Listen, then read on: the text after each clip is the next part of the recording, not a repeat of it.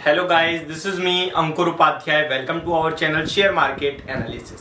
Guys, बात करने वाला हूं विप्रो के स्टॉक को लेकर। इस स्टॉक की बात करें 473 रुपीस के लेवल्स पे ट्रेड करता हुआ दिख रहा है। ये शेयर अभी 50 लाख शेयर्स अभी तक ट्रेड हो चुके हैं और 77 लाख शेयर्स का एवरेज वॉल्यूम है, यानी कि 12:40 हो रहे हैं अभी, और अभी तक ऑलमोस्ट 70% वॉल्यूम्स पूरे दिन के ट्रेड हो चुके हैं और अभी सेकंड हाफ पूरा मार्केट का पड़ा है। तो वॉल्यूम्स तो अच्छे आते हुए दिख रहे हैं। आज के सेशन में हमें स्टॉक की बात करूं तो फ्लैट टू नेगेटिव है, और मार्केट की बात करूं तो आज बहुत ही शानदार तेजी देखने को मिल रही है, जिसके बावजूद भी स्टॉक आपको ऊपर के लेवल्स पे नहीं जाता हुआ दिख रहा, तेजी बनती हुई नहीं दिख रही है आपको। लेकिन इन लेवल्स पे क्या करना चाहिए आपको इस स्टॉक में, इसके बारे में बात करूंगा आप सभी के साथ। स्टॉक की एक कल के सेशन में न्यूज भी है। Wipro announces 5-year digital deal with स्वदेश ऑटोमेकर स्कैनिया, यानी कि कल के सेशन में एक स्वदेश ऑटोमेकर स्कैनिया के साथ 5 साल की डील हुई है। तो ये काफी बढ़िया है, मतलब आने वाले टाइम में काफी शानदार डील्स आ रही हैं कंपनी के पास। और आप सभी को पता है आईटी स्टॉक्स पे डील्स विन आती रहती हैं रेगुलर बेसिस पे, काफी न्यूज़ेस आती हैं इन सब के बारे में।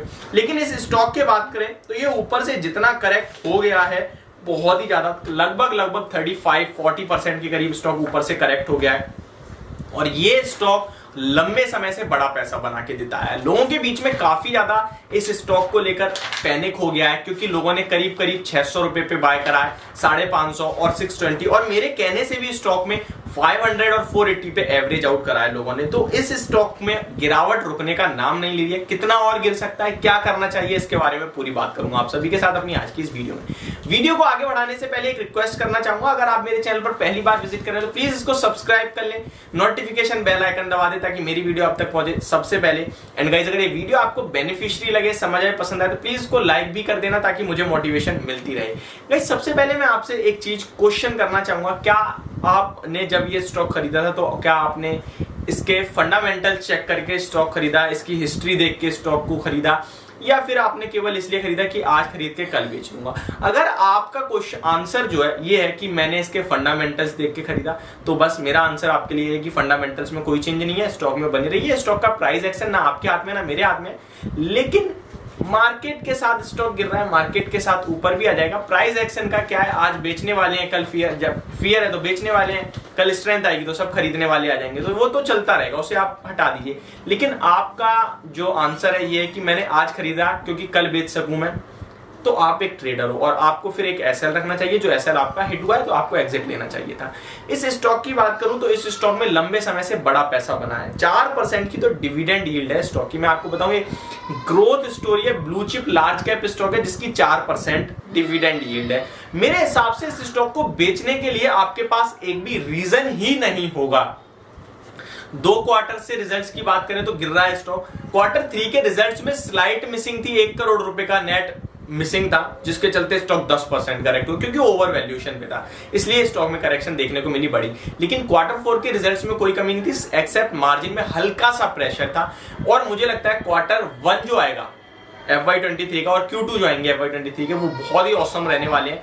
आपके लिए बड़े टारगेट्स आएंगे। इस स्टॉक की बात करूं तो आप 1 साल छोड़ दीजिए, 1 साल भी अगर आप देखोगे तो आपको मैं बता दूं स्टॉक अपने पुराने लेवल्स पे आ गया, कोई आपको नेगेटिव रिटर्न नहीं दे रहा। लेकिन जिसने 2 साल पहले खरीदा आज भी 150% के प्रॉफिट में बैठा है। तो कभी कभार हम लोग जल्दी जज कर लेते हैं। आप ये देखिए कि मार्केट किस हिसाब से ट्रेड कर रही है, उस हिसाब से आपका स्टॉक अगर ऐसा ट्रेड कर रहा है तो कोई गलत नहीं है।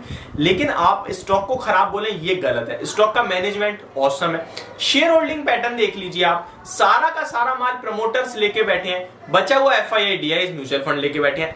रिटेल इन्वेस्टर के पास तो पोजीशन ही ना के बराबर है, तो फिर डरने वाली बात ही नहीं है।